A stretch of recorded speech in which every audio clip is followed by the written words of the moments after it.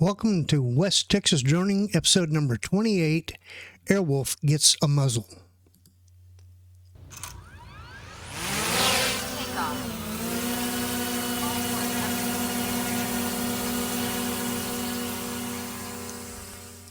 And what I mean to say is that I bought a set of prop guards for my DJI Air 3, and I wanted to see if the Air 3 also reported sensing the prop guards, and like the Mini 3, reduced performance and or went in the payload mode, which of course restricts its maximum altitude and maximum flight distance.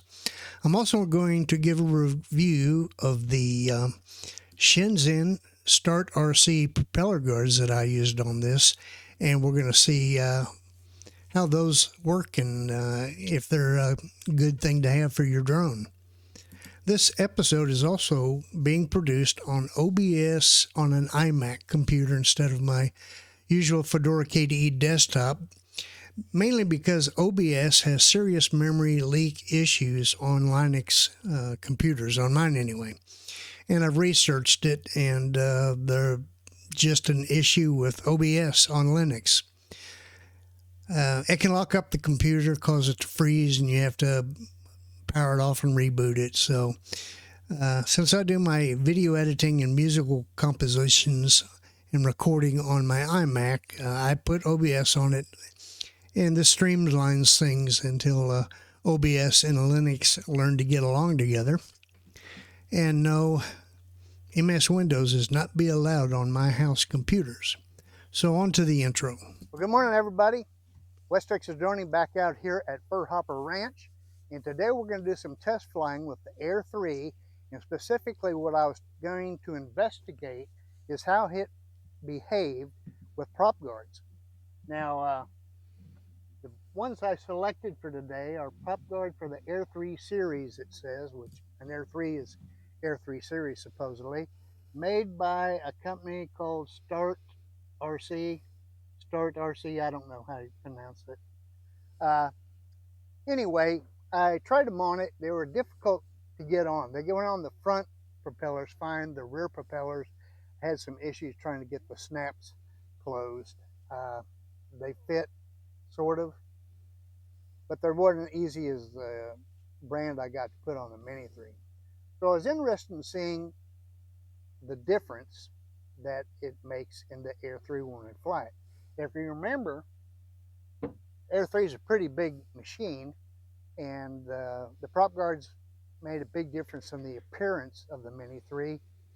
Wait till you see what the prop guards do to the Air 3. Man, that's a big thing, isn't it?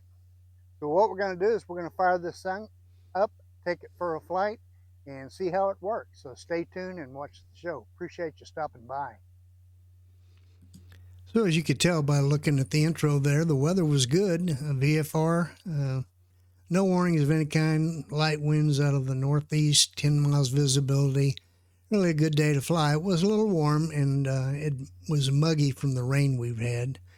So otherwise, it was a good day to fly.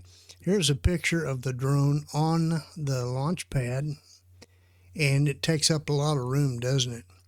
So as we said, we're going to start off by looking to see if having the prop guards on causes the drone to have restrictions on how high it can fly, how far away it can fly. So the first test is going to be climbing up to max altitude and see if we can do that without any restrictions.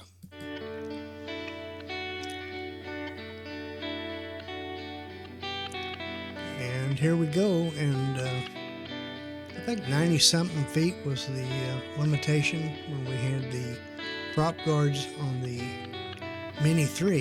You can see on the Air 3 we're going right up to the max altitude, and so that there was no issue with that.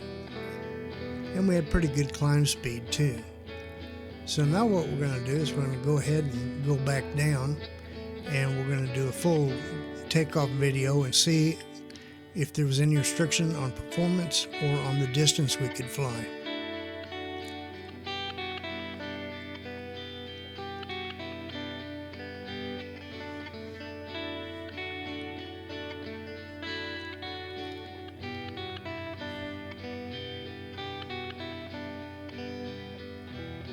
So off we go.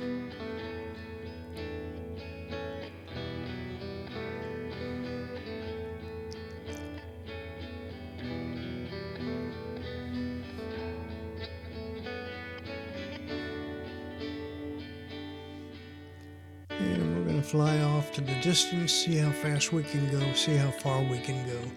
I had 1,500 feet programmed into the distance limit on the controller. I figured that if we got beyond the, what was 190 something feet or whatever it was on the restriction put on the Air Mini 3, that we'd prove that that wasn't an issue on the Air 3 with prop guards.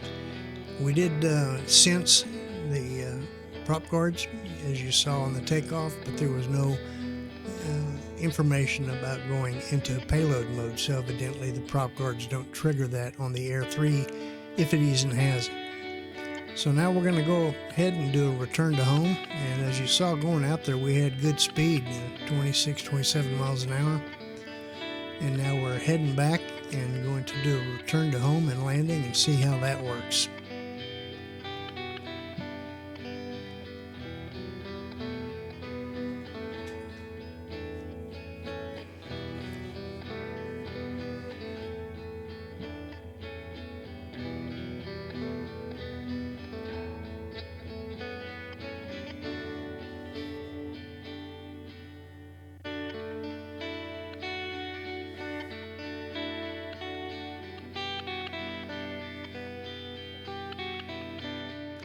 So she just said landing.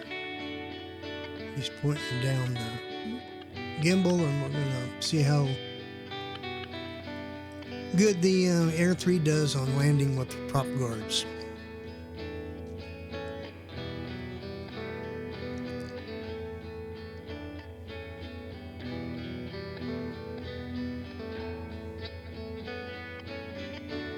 And you see right there, it looks like it's coming down right on the landing pad.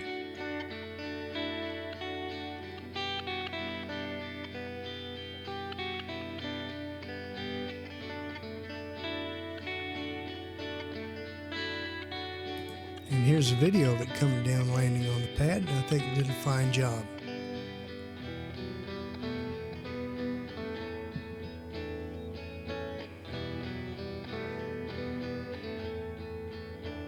So there we are on OBS on the iMac. Seems to work pretty good. The Air 3 detected the prop guards, but the performance reduction was not really anything significant. The aircraft does not go into payload mode like the Mini 3 does, and the aircraft retains its distance and height capabilities, and it handles really well. The STARTRC prop guards could fit a little better, especially on the rear propellers. Other than that, it seemed to have worked okay. We appreciate you stopping by. God bless, and we hope to see you next time. Take care.